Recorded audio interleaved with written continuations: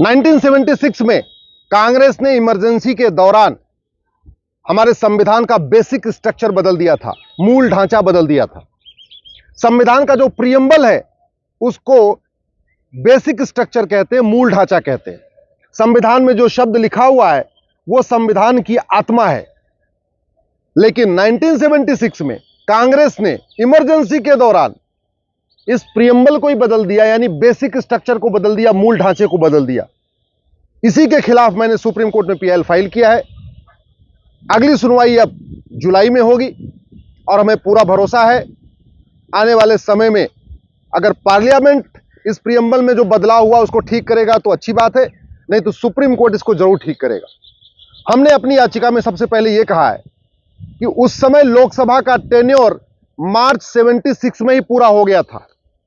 ध्यान रखिए, लोकसभा का टेन्योर जो 5 साल का होता है वो मार्च 76 में कंप्लीट हो गया था, जबकि ये कॉन्स्टिट्यूशन का जो प्रियम्बल है इसको बदला गया दिसंबर में, यानी 9 महीने के बाद। तो सवाल यह है, जब लोकसभा का टेन्योर पूरा हो गया तो उस समय जो वोट दिए उनकी वैलिडिटी क्या है?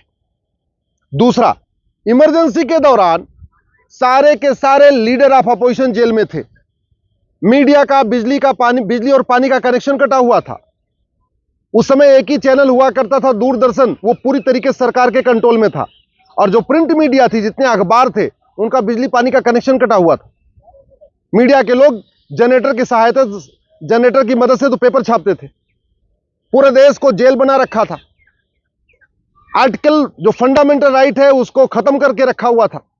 हाई कोर्ट, सुप्रीम कोर्ट जो जाते हैं हम लोग किसी कानून के खिलाफ या किसी सरकार के आदेश के खिलाफ, वो अधिकार भी छीना हुआ था। यानी आर्टिकल 32 में सुप्रीम कोर्ट आने का अधिकार छीन लिया था और आर्टिकल 226 में हाई कोर्ट जाने का अधिकार छीना हुआ था।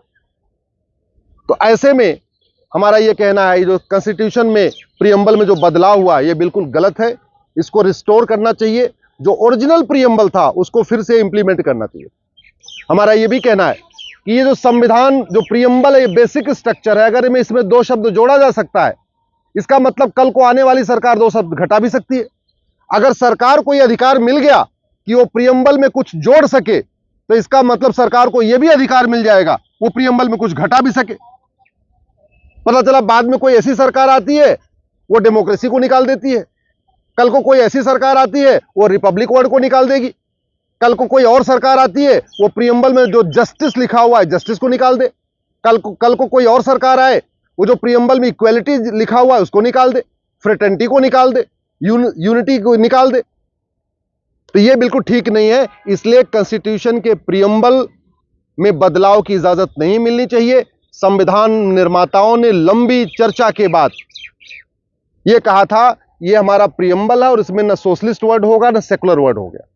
इसके बावजूद इमरजेंसी के दौरान, उस आपातकाल के दौरान जब पूरा देश गंभीर खतरों से चल रहा था, पूरे देश में एक इमरजेंसी लगी हुई थी, कांग्रेस ने संविधान के मूल ढांचे को बदल दिया। इसको ठीक करना जरूरी है और मुझे पूरा विश्वास है आने वाले टाइम में इसको सुप्रीम कोर्ट जरूर ठीक कर लेगा।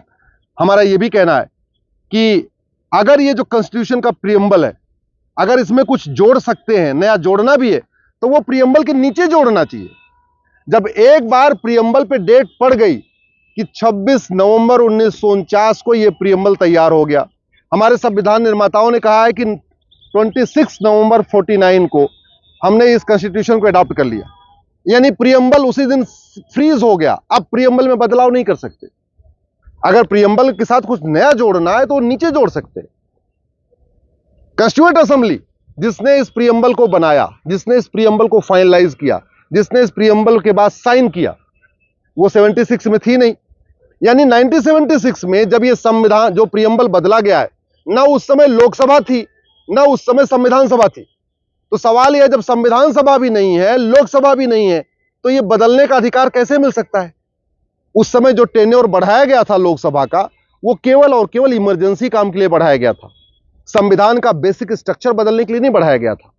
उस समय लोकसभा का टेन्योर बढ़ाया गया था, लेकिन जो टेन्योर बढ़ा था वो केवल और केवल बेसिक रिक्वायरमेंट पूरा करने के लिए, लोगों की मूलभूत आवश्यकताओं को पूरा करने के लिए बढ़ाया गया था, न कि ये कॉन्स्टिट्यूशन के प्रियम्बल, जो कि कॉन्स्टिट्यूशन का बेसिक स्ट्रक्चर है, जो संविधान की आत्मा है, उसको बदलने के लिए नहीं बढ़ाया गया था। कोई भी इमरजेंसी जो होती है या कोई अगर एक्सटेंशन होता है, वो एक्सटेंशन में वो सारे अधिकार नहीं होते जैसे ओरिजिनल अधिकार होते हैं। तो जो अधिकार लोकसभा को 5 साल के टेन्योर में मिलता है, वो अधिकार एक्सटेंशन में नहीं मिलता। एक्सटेंशन हुआ था केवल और केवल इमरजेंसी रिक्वायरमेंट के लिए।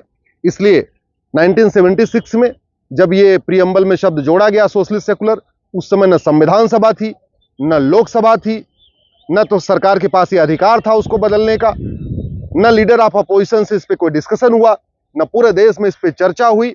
इसलिए इस संविधान में से जो सोशलिस्ट सेकुलर शब्द जोड़ा गया है उसको निकाला जाए और संविधान का जो प्रीएम्बल, ओरिजिनल प्रीएम्बल था, उसको रिस्टोर किया जाए। फिर से जुलाई में सुनवाई होगी। मुझे पूरा भरोसा है कि जो आने वाली सरकार इस प्रीएम्बल में जो गड़बड़ी हुई है उसको ठीक कर देगी तो अच्छी बात है, नहीं तो सुप्रीम कोर्ट इस गलती को जरूर सुधारेगा। प्रीएम्बल को बदलने में due process of law follow नहीं हुआ है, प्रीएम्बल को बदलने में रूल ऑफ लॉ फॉलो नहीं हुआ है, प्रीएम्बल को बदलने में जो कॉन्स्टिट्यूशन अमेंडमेंट का प्रोसीजर है वो नहीं फॉलो हुआ है। और सबसे इंपॉर्टेंट है कि अगर हमने एक बार प्रीएम्बल को बदलना शुरू कर दिया, आने वाली सरकारें लगातार बदलती जाएंगी।